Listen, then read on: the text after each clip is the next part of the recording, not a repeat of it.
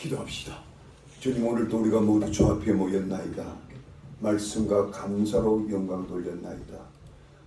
우리가 주님 앞에 지나간 세월을 돌아보면서 회개를 드렸나이다. 주님, 그러므로 주께서 긍휼의 영으로 찾아주시고 생명의 영으로 찾아주시고 말씀의 영으로 찾아주시사 우리 가슴을 활짝 열어서 그 생명의 말씀을 아멘으로 받게 하시고 그 말씀이 우리의 영혼을 살찌게 하여 이 거칠고 험악한 세상 우리가 믿음 안에 날마다 승리하며 나아갈 수 있도록 축복하여 주시옵소서. 예수님의 이름으로 기도하옵나이다. 아멘.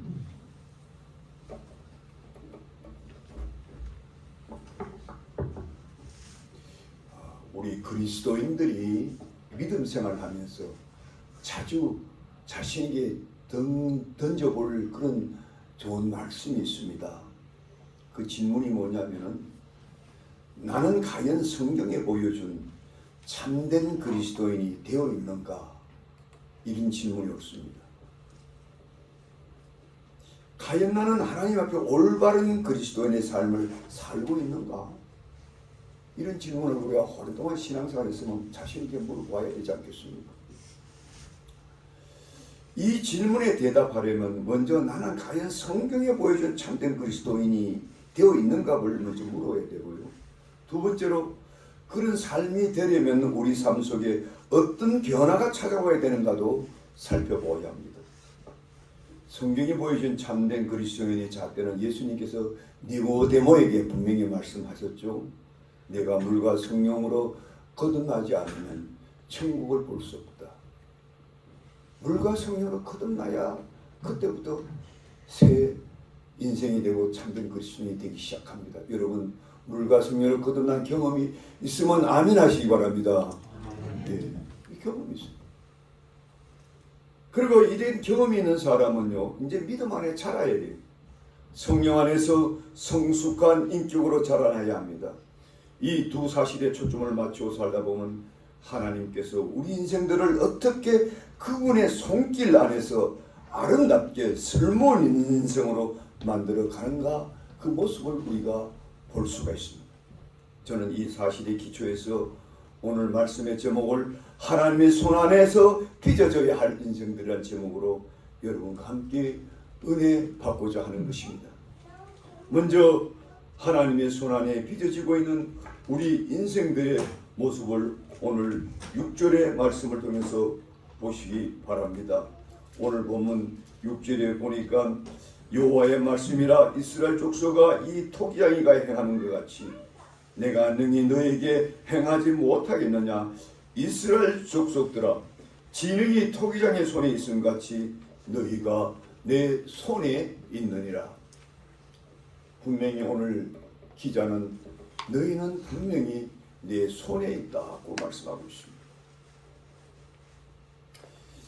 자, 여러분들이요, 어떤 토기장이가 물레를 돌아가면서 토기를 만들어내는 광경을 본 적이 있습니까? 저는 어렸을 때에 시골 장터에서 토기장이가 농로 위에 진흙을 올려놓고 농로를 돌려가면서 그 조그마한 손으로 아름답게 토기를 빚어내는 모습을 유심히 본 경험이 있습니다. 그 모습을 볼 때마다 참 신기하구나 이렇게 경탄한 적이 있어요. 토기장이가 처음에는 아무 형태도 없는 그저 묽게 반죽된 흙 한 덩어리를 농로 위에 탁 올려놓습니다. 그리고 손으로 그 진흙을 딱 덮습니다. 그리고 물레를 세차게 돌립니다. 그런데 처음에는 그 손 때문에 진흙이 잘 안 보여요. 그러나 그 농로가 한참 돌다 보면 갑자기 토기가 보여지기 시작해요.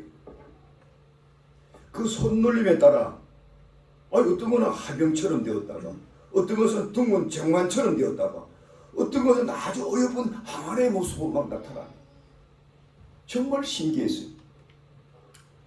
그러나 따지고 보면 이 모든 모양들은 결국 토기장이의 생각과 목적대로 되어가는 것을 보게 되는 것입니다. 하나님께서는 예레미야 선지자에게 이 기이한 모습을 보여준 후에 이런 말씀을 하셨습니다. 여호와의 말씀이라 이스라엘 족속아 이 토기장이가 하는 것 같이 내가 능히 너에게 행하지 못하겠느냐. 하나님이 이스라엘 백성들을 향해서 토기장이가 토기를 빗듯이 내가 너희들을 그렇게 만들어 갈 수 있다는 거예요.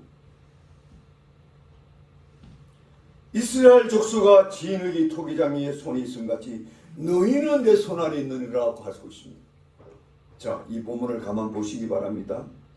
우리 하나님을 오늘 하나님은 자신을 어디에 비유하고 있어요? 토기장에 비유하고 있어요. 그리고 이스라엘 백성을 어디에 비유해요? 어디에 비유해요? 흙에 비유하고 있다. 그러면서 너희는 내 손 안에 있다라고 말씀하고 있습니다. 그렇다면 제가 여러분들에게 이런 질문을 드리고자 합니다. 여러분은 이 세상을 살면서 우리 인생의 일거수일투족이 모두 하나님의 손 안에 지금 있다는 것을 알고 계십니까? 가령 신명기 32장 9절에 보면 이런 말씀이 있어요. 여호와의 분깃은 자기 백성이라 하나님의 택한 백성을 그의 큰 팔로 기르시고 훈련하시고 먹이시니라 하셨는데, 이처럼 우리 하나님은 여러분들을 믿음 안에 부르신 후에 그의 큰 손팔에 여러분들을 안으시고 먹이시고 입히시고 기르시고 계신 분인 걸 여러분 알고 계십니까? 더 나아가 하나님은 여러분들을 믿음으로 삶으로 부르신 후에 그분의 의도대로 여러분의 인격과 성품을 지금도 만들어가고 계신다는 걸 깊이 느껴본 적이 있습니까? 제가 오늘 이런 말씀을 드리면 어떤 분은 뭐 그런 하나님의 손길이 어디 있느냐고 이렇게 여쭐 수가 있어요. 그러나 우리 믿음의 선배들은 이러한 하나님의 손길을 너무너무 깊이 경험한 분들이 있습니다. 가령 다윗은 하나님이 그의 인생을 다루는 손길 때문에 주의 손이 주야로 나를 누르시오니라고 시편 32편에 고백하고 있습니다. 또 다른 시편에는 내 시대가 주의 손에 있나이라고 고백하고 있습니다. 심지어 느헤미야 같은 지도자는 그가 바벨론 포로에서 돌아온 후에 각국 그때 민족적 간의 큰 역사를 일으킨 후에도 하나님께 이런 고백을 합니다. 내 하나님의 선한 손이 나를 도우심으로 이 일을 감당했나이다. 하나님의 선한 손길이 있었다는 것이죠. 이처럼 우리의 믿음의 선비들은 그들의 생애가 하나님의 손 안에 있음을 철저히 인식하고 살았다는 사실에 주목하시기 바라는 것입니다. 이것은 아주 작은 일 같아도 여러분의 인생 전반을 이해할 수 있고 여러분의 인생의 운명이 어떻게 나가고 어떻게 결말되는 걸 알 수가 있다 이 말씀입니다.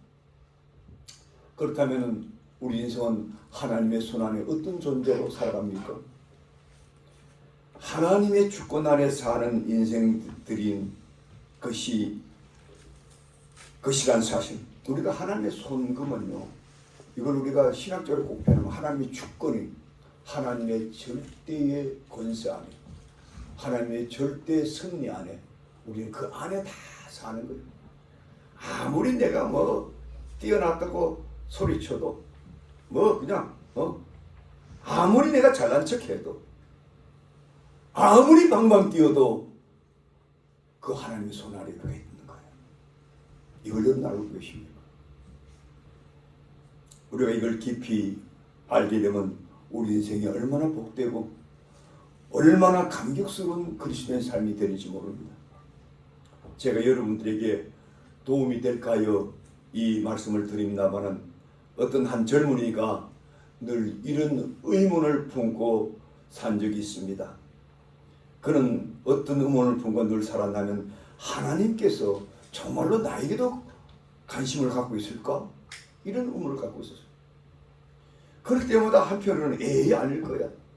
온 우주를 창조하신 그 놀라운 분이 나같이 미말에 있는 아주 보잘것없는 내게 관심 둘 리 없지. 이게 자꾸 회의가 드는 거야. 그러던 어느 날 하루는 그가 늘상 자동차를 타고 직장을 가려고 집을 나섰는데 그날따라 도로를 지나가다가 한 파이프 하나가 지붕에서 땅 밑까지 들어가 있는 곳을 지나게 되었는데 바로 그 파이프 옆을 지날 때 여기 차를 좀 멈추고 이 파이프가 묻힌 땅속에 들어간 그 수채 빛을 보라는 마음의 음성이 싹 느껴오는 거예요. 그러나 그런 거는 지나쳐 버렸어요. 그러다 한참 가다가 집에서 뭔가 잊어버린 게 있는 것이 생각나서 다시금 차를 몰고 돌아오는데, 돌아오다가 그 파이프가 묻힌 그까지 또 왔어요. 오다가 똑같은 음성이 또 들리는 거예요. 너 이 파이프가 묻힌 숫자를 한번 열어보래도 하고. 근데 또 지나가고 있어요. 그 다음에 집에 가가지고 자기가 잊어버렸던 물건을 가지고 다시금 직장으로 돌아가는 차를 타고 가는데, 마침 그 지역에 왔을 때 똑같은 음성이 듣는 거예요. 그 차를 멈추고 수치 밑에 있는 그 뚜껑을 열어보래도, 그러니까 순간적으로 이거 귀찮은데 그렇지만 열어보기는 봐야 되겠구나 하면서 차를 멈추고 그 수치궁을 딱 뚜껑을 열어봤는데, 바로 거기는 어제 그 폭풍과 비바람에 콩국 젖은 어떤 참새 한 마리가 거기에 떨고 있는 모습을 보게 됐어요. 그 순간 하늘로부터 음성이 들렸어요. 내가 저기에 파묻혀 있는 참새 한 마리도 내가 기억하고 있거든. 하물며 내가 너의 모든 형편을 기억하지 않겠는가, 이런 음성을 듣게 됐어요. 그 이후부터 이 사람의 인생이 달라졌습니다. 과거에는 교회 다녀도 적당히 왔다 갔다 했는데, 이제는 정말 하나님께서 살아계시고 나를 이끄시고 섭리하시고 또 나를 통해서 하나님께서 영광 받으시기를 원하신다는 알 때부터 그의 삶이 완전히 달라지십니다. 우리 주님은 이미 이 사실을 산상수훈에 우리에게 말씀해 주시지 않았습니까? 오늘 있다가 내일 악에 던져지는 들풀도 하나님이 이렇게 입히시거든 하물며 너희일까 보니. 심지어 내 아버지께서 허락지 아니하시면 참새 한 마리라도 떠들줄 수 없다 하신 그 하나님이 만물의 영광으로 지원받은 우리를 간섭하시 아니하시고 기억하지 않겠는가? 절대 그럴 수 없다. 더군다나 여러분들을 믿음의 사람으로 부르셨다는 의미는 여러분을 통해서 하나님께서 하실 목적이 있다는 것을 의미합니다. 그 목적을 여러분들 지금 알고 계십니까? 그냥 어찌어찌 하다 보니까 어느 교회에 나가게 되고 어찌어찌 하다 보니까 어떤 목사의 설교를 듣게 되고, 그래도 교회로 나가면은 잘하면 천국도 간다더라. 안 가는 거보다 배려된 낫싱이라 그러더라. 뭐 좋은 연설도 듣는데 목사님이 무슨 나쁜 말을 하실까? 여러분, 그래서 교회 나오십니까? 그렇게 나오시는 분은요, 결국은 그 신앙이 실패하고 말아. 우리는 하나님께서 여러분들을 지금도 그분의 손 안에서 여러분들을 다스리고 계시고 이끌어가고 계신다는 사실을 알아요. 그런데 오늘 우리가 본문 말씀을 살펴보면, 비록 우리가 하나님의 손 아래서 축복된 인생길을 가기를 원하지만은 우리 하나님이 그것을 강제로 그렇게 하시지 않는다는 점, 이게 굉장히 중요해요. 그 하나님은 여러분들이 인생을 살면서 신실하게 진실하게 믿음 안에 살기를 하나님께서 간절히 원하시지만은 억지로 강제로 너 하나님 믿으라 하지 않는다, 이 말씀. 그게 오늘 본문에 나와요. 그것이 7절 이하예요. 그렇다면은 하나님의 손길 안에서 우리 인생들에게 허용된 삶의 방편이 무엇인가, 이걸 알아야 되잖아요. 그것은 바로 우리 인생이 지니고 있는 유일한 선택의 자유와 책임이 이 두 가지가 있습니다. 하나님은 우리 인생을 자신의 형상대로 창조했다고 하니, 하나님의 형상대로 창조했다는 말은 하나님과 동일한 인격으로 창조했다는 뜻이에요. 거의 비슷하게 영어 성경은 likeness of his image 이렇게 되어 있어요. 그만큼 고도의 이성적이고 인격적이고 놀라운 자유함과 생의 모든 문제를 나 스스로 결정하고, 또 그 결정한 것은 내감치게 하는 아주 고도 높은 유일한 피조물로 우리를 창조한 것이 우리 인간이. 다른 동물 다른 그 점입니다. 그렇습니다. 우리 하나님은 여러분들이 그분의 손 안에 아름답게 유용하게 되기를 원하고 그렇게 되기를 간절히 원하지만 그가 결코 강제하지 않았다는 거예요. 다시 말씀드리면 우리 하나님은 우리 인생들을 창조하실 때에 하나님의 명령에 복종만 하게 되어 있는 되어진 존재로 만들지 않았다는 거예요. 우리 인생은 하나님의 절권 안에 살면서도 스스로 판단하고 스스로 결정할 수 있는 그야말로 이성적이고 자율적인 존재로 우리가 지음받았다는 거예요. 그러나 우리에게 그런 놀라운 판단력과 결정의 자유를 주셨다면 거기에 대한 책임은 우리가 져야 된다는 걸 보여줍니다. 이 비밀을 모르면 여러분들이 인생을 막 사는 거예요. 내 인생은 내 것이니 내가 주인, 내 인생의 주인이 난데 내 식으로 막 사는데 누가 뭐라 그래? 감히 누가 뭐라 그래? 막 이래 되는 거예요. 그는 하나님의 창조의 그 뜻의 정면으로 배치한 것. 얼마나 큰 죄고 원천적인 죄인지 몰라요. 그러므로 우리 인생들은 누구나 다 항상 하나님의 주권 아래서 내 스스로 무엇을 선택해야 하느냐, 그리고 그 선택한 것의 책임을 스스로 지고 살아야 한다는 이 숙명적인 이 교차로에 우리가 늘 서 있다는 걸 기억해요. 그 스스로 선택한 것에 대한 책임도 내가 스스로 져야 된다. 그렇기 때문에 우리가 선택과 책임이라는 교차로에서 우리가 어떤 선택을 하느냐에 따라서 우리는 행복하게 되기도 하고 우리는 불행해질 수도 있습니다. 내가 어떤 선택을 하느냐에 따라서 우리 인생의 운명이 천길 낭떠러지에 빠지기도 하고 우리가 어떤 선택함에 따라서 우리 인생의 운명을 근본적으로 바꿀 수도 있습니다. 우리는 이 사실을 오늘 보면 7절 이하에서 보지 않습니까? 오늘 7절 이하에 우리 예레미야 선생님은 하나님의 말씀을 어떻게 전합니까?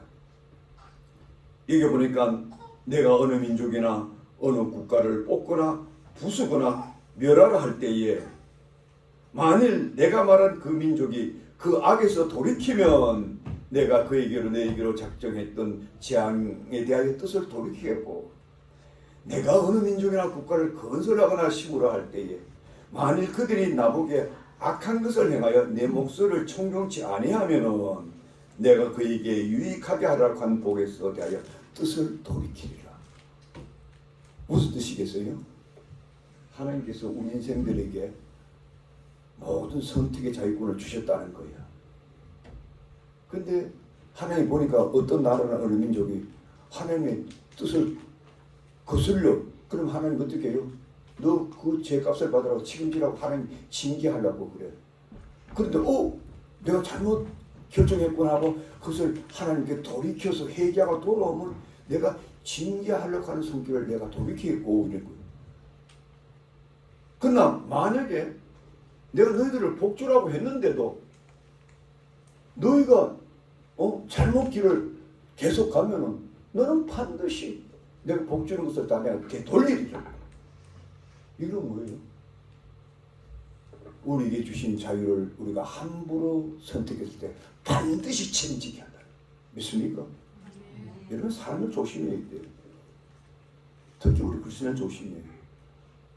특히 부부간에 조심을 많이 해요.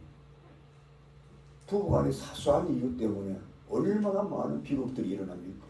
그거 누구한테 책임을 물어요? 다 상대방의 책임을 묻죠. 저 사람 때문에. 저 사람이 나를 불행하게 했어. 사람들 참거리잖아요. 얼마나 그게 죄악 중에 죄악인 줄 아세요? 내가 책임져. 내가 결정했잖아. 내가 결혼을 내가 결정했잖아. 그만큼은 나중에 불행이 일어나면 꼭 책임을 상대방이 미루고 또 하나님 원망하고 세상 원망하고 또 뭐 내가 부모가 나를 이렇게 잘못 키워줘가지고 이게 얼마나 무서운 지하이라는 걸 알아야 돼요.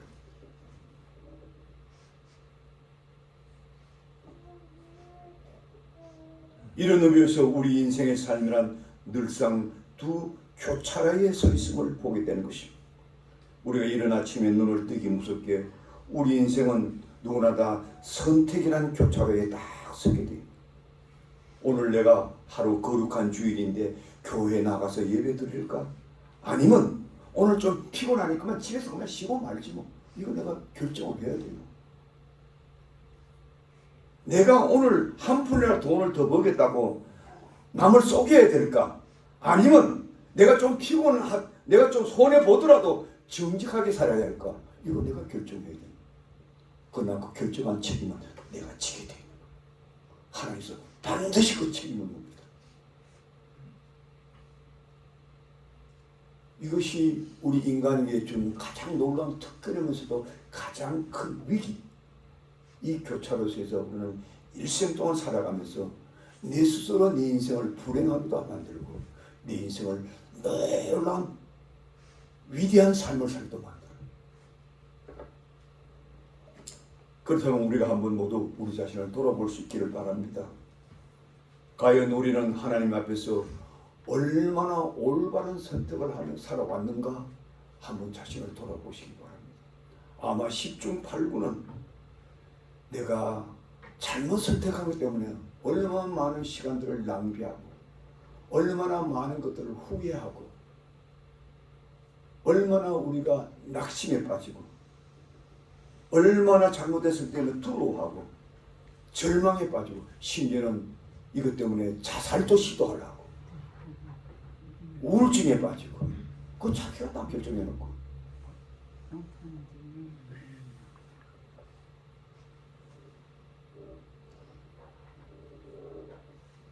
이러한 삶의 현장은 오늘 본문에 나타난 이스라엘 백성에도 동일하게 나타났다는 사실. 여러분, 이스라엘 백성은 어떤 백성입니까? 하나님의 택한 백성입니다. 하나님의 택한 백성은 하나님 말씀대로 살아야 되는 백성입니다. 그러나 그들은 하나님을 버렸지 않습니까?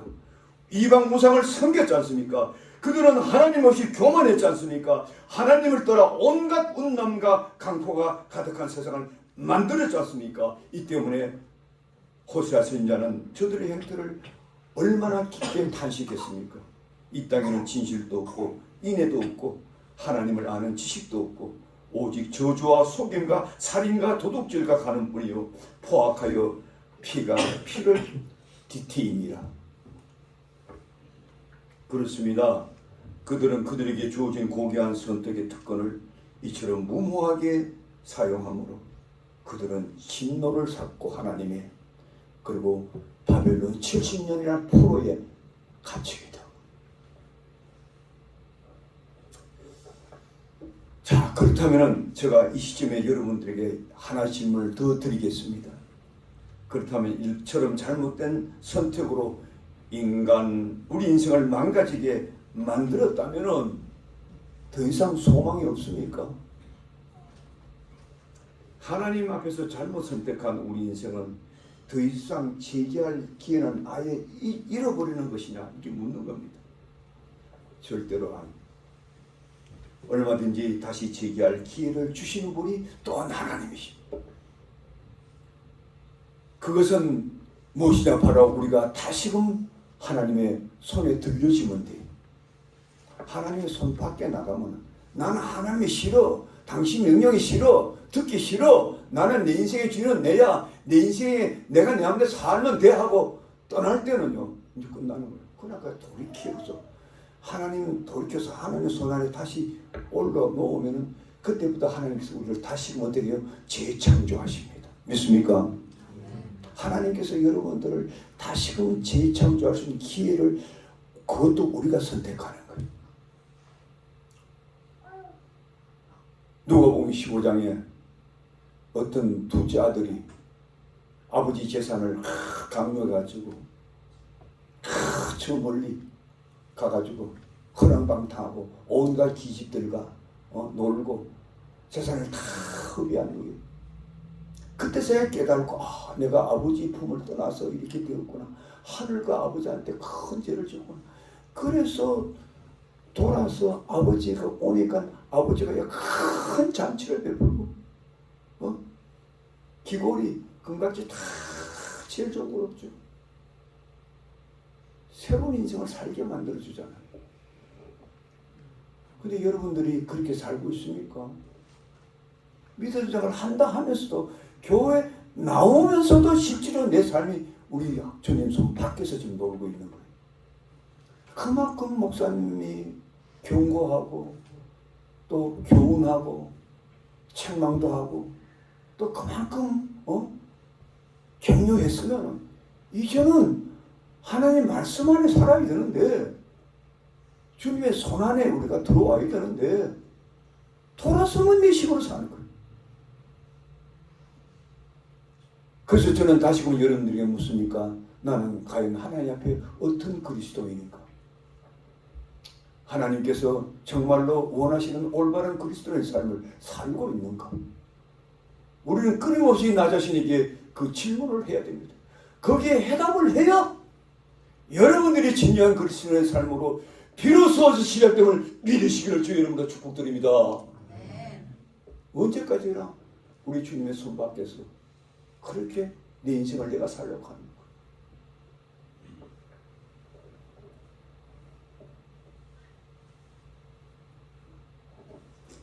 그렇다면 우리는 우리 하나님 앞에 어떻게 우리가 빚어져야 할까요? 오늘 보면요 1절 4절을 보면요 여기 좀 잘 보세요. 우리 같이 우리가 성경을 다 열어봐요. 우리 여기 봅시다. 우리 1절에서 4절 다시 한번 더 봅시다. 한 큰 목소리로 한번 같이 똑같이 시작. 여호와 거로부터 예레미야에게 임한 말씀이 이르시되 너는 일어나 투기장으로 내려가라. 내가 거기서 내 말을 내게 들려주리라 하시기로 내가 토기장의 집에 내려가서 본즉 그가 그 농로로 일을 하는데 그 다음에 4절이 가장 중요해요. 시작. 진흙으로 만든 그릇이 토기장의 손에서 터짐에 그가 그것으로 자기 의견에 좋은 대로 다른 것을 만들더라. 자, 요거예요. 토기장이가 자기 목적하는 대로 그릇을 만들라고 진흙을 이겨가지고 농로를 돌립니다. 그런데 막 기가 막히게 손을 내서 멋지게 만들어 놓은 줄 알고 딱 그 그릇을 딱 보니까 이건 아닌 거야. 아주 어글리한 거야. 아주 불순물이 들은 거야. 어떤 거는 뭐 이게 자갈 같은 게 들어가지고 이게 툭 튀어나와 있고 이거 뭐 어디 밖에 나가서 상품은 쓸 수도 없고 그러면 토기장 어떻게 하면 그냥 깨트리죠. 토기장이 되면 여지없이 깨트려. 그리고 다시 흘러봐. 짐을 봤습니다. 다시 농내에 올려놓습니다. 또 돌립니다. 우리 여기 김혜정 집사님이 건사님 옛날에 그 벽으로 다녔다는 걸 들었는데 다 아시죠? 수없이 반복하는 거예요. 토기장들. 그 하나의 작품 같은 거 하나 만들려면요 토기장들이요 일생 동안 한두 개만 제대로 만들어도 위대한 토기장이라는 거예요. 청자기 같은 그만큼 흙이 작품이 나오기 어려워요. 그럴 때마다 토기장은 계속 다시 진흙이고 다시 진흙이고 그래서 아름답고 유용한 그릇을 만들어내요. 그러면서 우리 하나님은 분명히 말한다. 내가 너희들을 진흙 같은 너희를 내 손에서 그렇게 아름답게 만들려고 하는데도 내가 계속 이리 삐져나고 저리 삐져나고 네 인생은 네 거라고 누가 뭐라 그래. 아이고 답답해. 싫어. 난 당신 목적대로 안 살 거야. 그러면서 막 발버둥 치니까 우리 하나님도 되게 내버려 두는 거. 그래 너 식으로 해봐. 근데 나중에 딱 나오는 그릇이 너무 어글리하고 너무 못나고 아주 회개망측하고 정말 징그럽고 더티하고 이런 인생으로 우리가 계속 살게 된다는 거. 그럴 때 우리 하나님은 어떻게 해요? 다시금 파상시키고 다시금 시도하는 이 하나님의 인내를 여러분들 보십니까? 이 하나님의 고달픔을 여러분들 기억하십니까? 저는 목회를 오래 했기 때문에 일평생 목회의 한계를 걸어왔기 때문에 나는 우리 그리스도인들하고 일평생 씨름하며 살아왔기 때문에 나는 하나님의 마음을 여러분들보다 아마 1000배, 10,000배는 알 겁니다. 왜? 그만큼 힘든 작업이에요. 저거 목회하고 그래요. 오늘 새벽기도 나오려고 내가 쑥 나오는데 마침 우리 박 씨가 나를 탁 마주쳤어요. 깜짝 어이구 목사님 잠깐 말씀드리겠습니다. 새벽기도 가는 적이 그러면 딱 5분만 하고 나한테 이런 말을 해요. 목사님 내가 이때까지 살아온 게 좀 그랬습니다. 이제 앞으로 오늘만 내가 밖에 나가 일 나가고 이제 앞으로 주일날 꼭 예배 드리겠습니다. 수요일날도 할 수 있으면 참석하겠습니다. 제가 그 얘기를요 6년 만에 듣는 거예요. 할렐루야. 6년 만에. 그동안 여러분들이 제가 어떻게 살았을까요? 한번 여러분이 상상이 갑니까? 목사가 안 돼봐서 모르지. 우리 사무가 알까? 얼마나 많은 동안 눈물의 기도가 있었고 얼마나 많이 건해봤을 거고 밀리언 타임이라 말했습니다. 그런데 겨우 그 얘기를 6년 만에 그것도 듣고 나니까 얼마나 제가 기쁜지요. 여러분들이 저한테 100만 불, 1000만 불 준다고 더 기뻐. 내가 이렇게 기쁘면 우리 하나님께서 얼마나 기쁠까. 여러분들 한 영혼이 죽게 돌아오는 게 이렇게 힘든 거예요. 여러분들이 얼마나 힘든 줄 아세요? 얼마나 우리 인생들이 얼마나 우리의 인생이란 진흙이 얼마나 더티하고 얼마나 뭐가 나고 얼마나 메마르고 얼마나 강박하고 얼마나 교만하고 얼마나 자기 고집대로 살아가는 거 여러분들 알고 계십니까? 이걸 알기 시작하면 진짜 그 사람들이 그리스도인이 되는 거예요. 믿으면 아멘 하시기 바랍니다. 그것을 여러분들 가슴에 여러분 자신에게 발견해 보세요. 내가 이때까지 어떻게 살아왔는가? 무엇을 하며 살아왔는가 돌아보시기 바랍니다.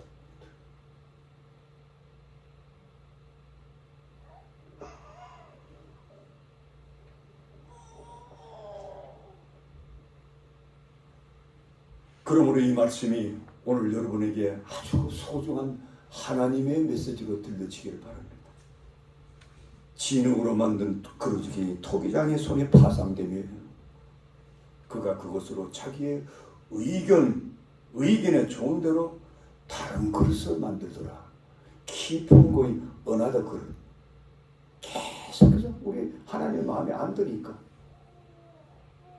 하나님의 마음에 들 때까지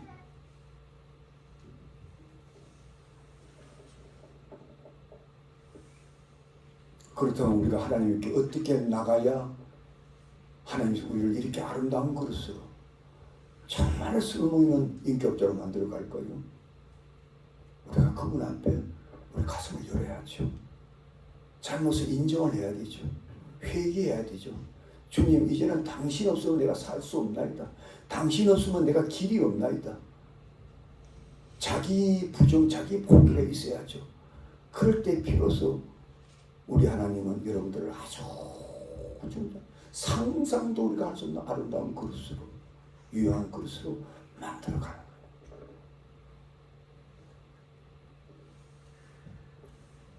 그러나 오늘 성경에 보면 정말로 우리의 가슴을 슬퍼하는 내용이 나오는데 이렇게 하나님께서 끝까지 인내하면서 만들어 주려고 해도 끝까지 하나님의 손해를 거절하는 인생들이 있다는 거예요. 놀랍지요? 그게 12절이에요. 우리 12절 봅시다. 같이 한 목소리 읽고 내가 결론을 한번 내려볼게요. 12절 한번. 우리 한 목소리로 시작. 그러나 그들이 말하기를 이는 헛되니 우리는 우리의 계획대로 행하며 우리는 각기 악한 마음이 완악히 한 대로 행하리라 하느니라. But they will reply, it's no use. We will continue with our own plans. each of us will follow the subordinates of his evil heart. 이렇게 사는 사람이 있는 거예요. 끝까지 하나님 so what? 하나님의 뜻 나와는 관계없어요. 내 인생은 내 건데 누가 뭐라고 그래요? 감히 가정에서 신앙이 좋은 남편이 아내에게 오늘은 교회 좀 갑시다. 기도에 갑시다. 당신이 뭔데? 당신은 가. 이런 이거 그런 적이 없으니까.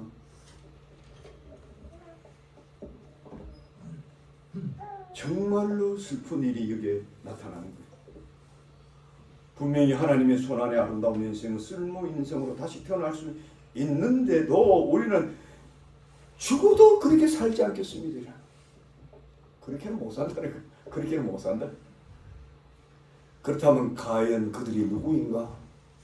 이스라엘 백성이란 말이에요.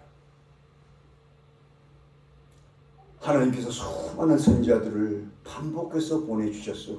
그들의 계속된 죄를 지적해 주었고 토로와 고침을 받으라고 외쳤지만 끝까지 듣지 않고 우리들의 방식대로 살겠다는 거예요.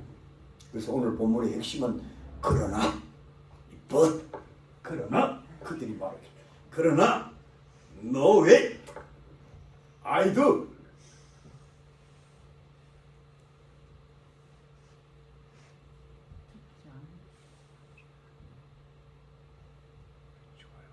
바로 여기에 인생의 비극이 있고요. 오늘 황고한 인생길을 가는 모든 인생들의 비극이 이어 있습니다. 교회 나온다면서 이런 비극 속에 아직도 갇힌 사람들이 있어요. 그 교회 말로 나오지 모르겠어요. 그 왜 교회를 나오는지 나는 이유를 모르겠어요. 그만큼 목사님들이 호흡단 기도해주고 했으면 이제는 좀 고칠만 한데 돌아서면 내 뜻대로 살겠다는 거죠. 왜 교회 나오는지는 모르겠어요. 그래서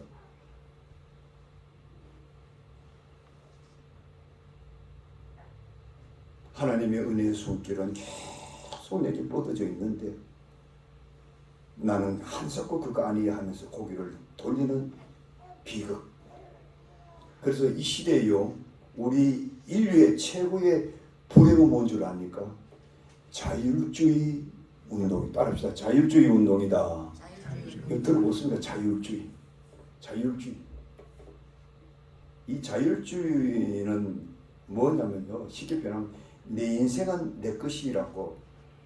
아까도 여러분 설명드렸지. 내 인생은 내 것이니 내 뜻대로 하겠다. 이게 자율주의야. 쉽게 말하면. 그래서 우리는 누가 뭐래도 내 인생의 주인은 내가 주인이니까 내 인생 내 것대로 살는데 누가 이 일을 맡겠는가? 방해하고 막으면은 내가 그냥 안 두겠다. 이런 저항감, 강한 저항감. 이것이 성경에서 우리 인생에 보시면 가장 무슨 죄요? 본질적인 죄입니다. 잘 들으세요. 우리 흔히들 저 아주 코악한 놈, 아주 나쁜 놈, 아주 죄 많은 놈, 여러분 누구를 따집니까? 맞아요?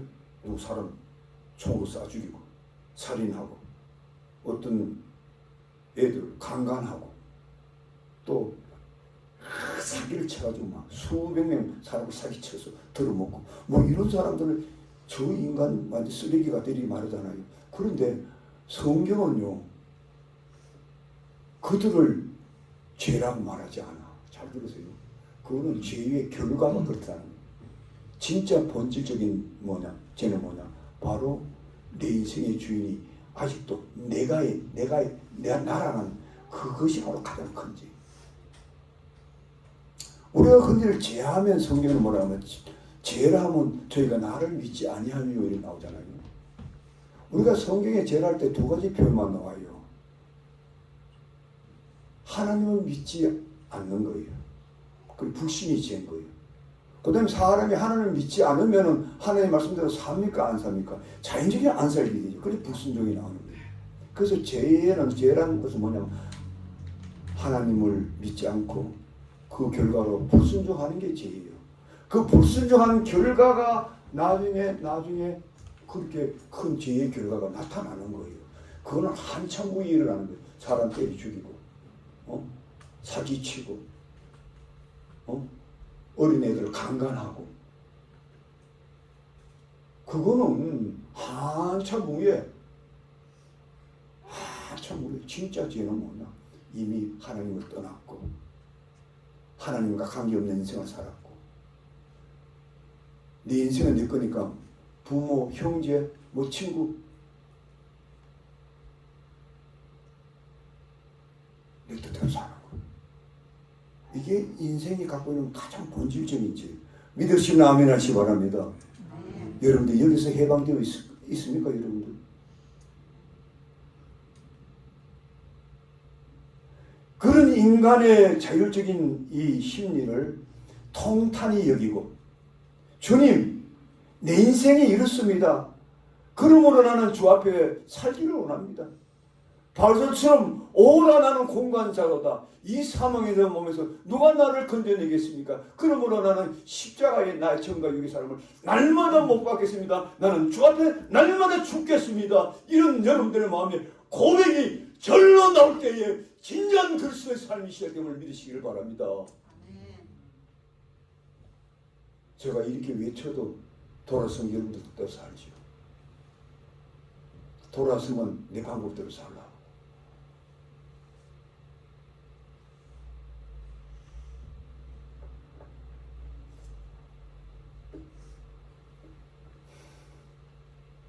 예레미야는 이러한 비극을 오늘 본문에 읽지 않았지만 14장 10절 이하에 보면 이렇게 말씀했어요. 여호와께서 이 백성에 대하여 말씀하시되 그들이 어그러진 길을 사랑하여 그 발을 금치 아니하므로 나 여호와가 그들을 받지 아니하며 이제 그들의 죄를 기억하고 내가 그들의 죄를 벌하리라.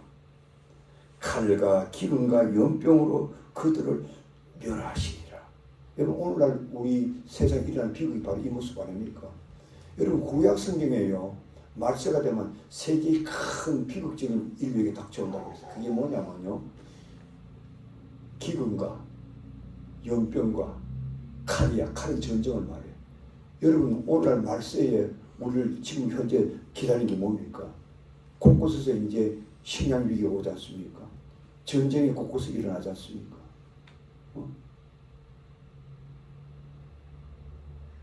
역병, 지난번에 팬데믹을 통해서 우리가 얼마나 끔찍하게 겪었습니까? 이거는 우리 인생에 하나님의 뜻을 거역하고 자율주의로 갔기 때문에 그 결과예요.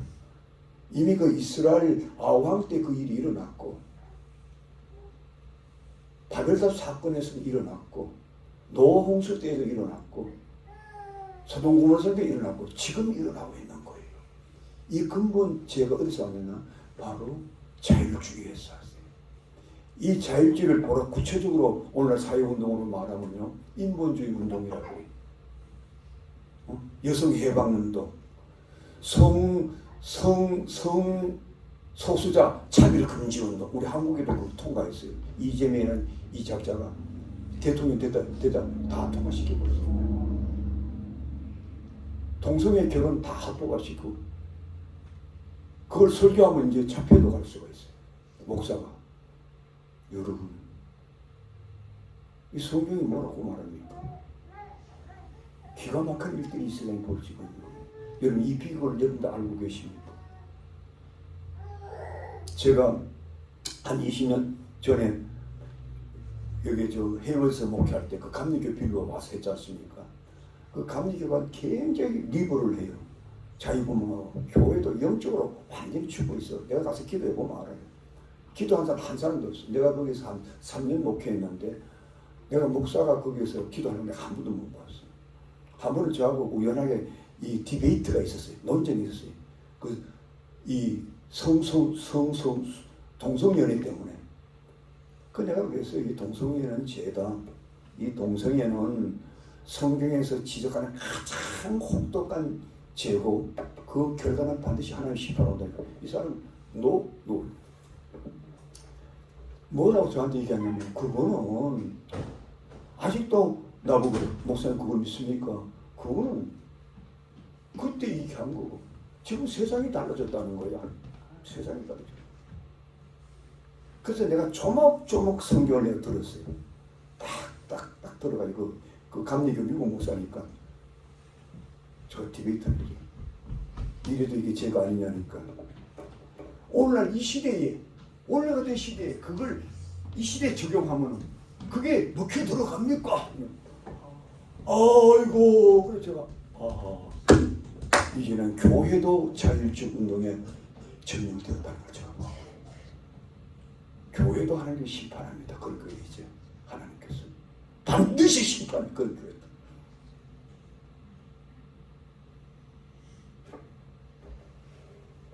그래서 저는 그 교회를 아무 미련 없이 떠났어요. 떠나가지고 그 옆에 어느 교회 예배 드리다가 100일 동안 기도 후에 하나님께서 이 건물을 주시더라고요. 이 건물을 주시더라고요.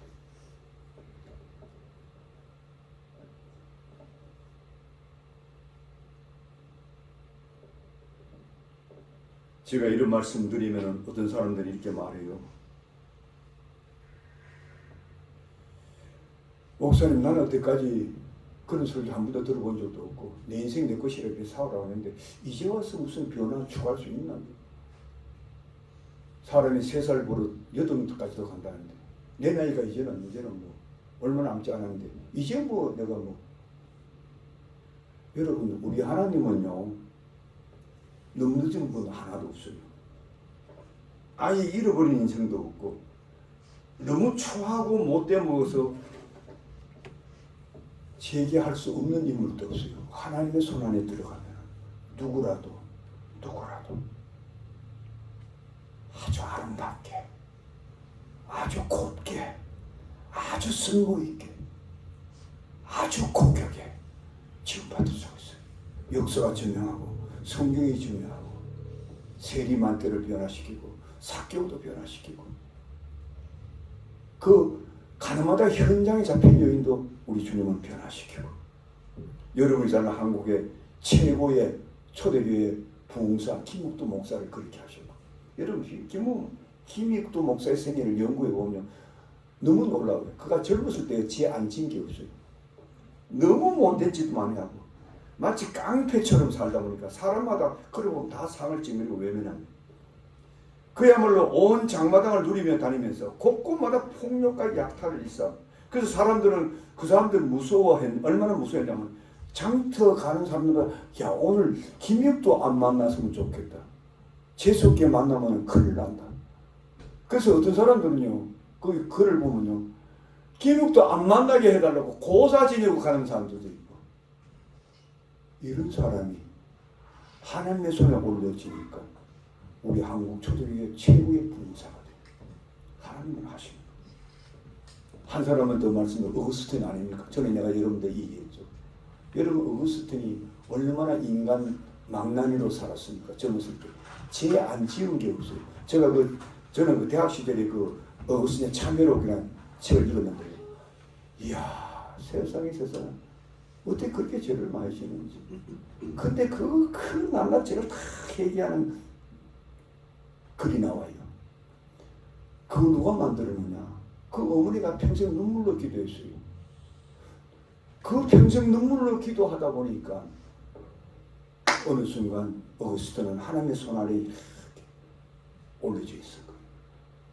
그 올려진 그 모습을 보고 우리 하나님은 그 어머니의 눈물의 기도를 받으시고 그 어거스틴을 가장 초대교회의 가장 아름다운 교부요 신학자요 위대한 사역자로 만드셨던 겁니다. 너무 늦은 것이 없어요.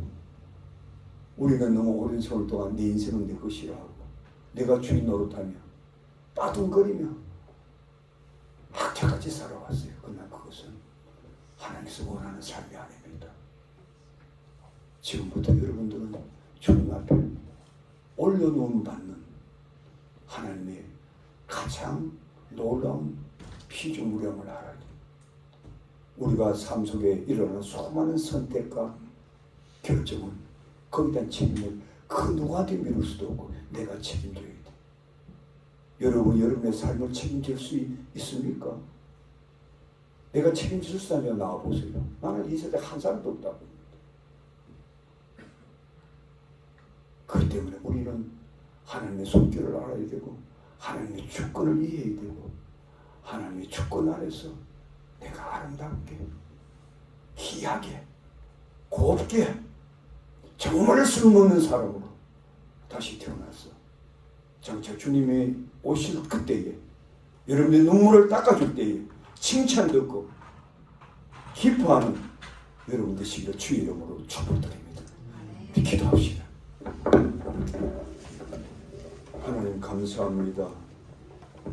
부족한 종이 지난 세월을 돌아볼 때 저도 사실 모태신앙으로 살아왔지만 제가 오랜 세월 동안 내 인생은 내 것이라 여겨왔고 내 의지의 대로 내 목적대로 내 방법의 수단으로 거친 인생을 살아왔지만 주님께서 성경을 통해서 귀한 진리를 보여주시고 깨닫게 하시고 또 이렇게 많은 그리스도인과 함께 씨름하면서 이 거룩한 길을 가게 하신 하나님 놀랍고 감사합니다. 혹시 우리 가운데 아직도 내 인생은 내 것이라고 이 자율주의에 완전히 거기 취해서 살아가는 사람이 있다면 우리가 한 번 더 자신을 돌아보게 하시고 가슴을 열고 지나가는 우리의 인생의 헛된 길을 하나님께 회개하고 하나님의 손 안에서 기뻐하고 감사하고 만족하고 위로받고 그 나를 빚어가시는 그 하나님의 놀라운 손길에 우리가 감격하고 감사하면서 힘차게 우리가 믿음의 전진을 하는 귀한 성도들이 다 될 수 있도록 축복하여 주시옵소서. 예수님 이름으로 축복하며 기도하옵나이다. 아멘.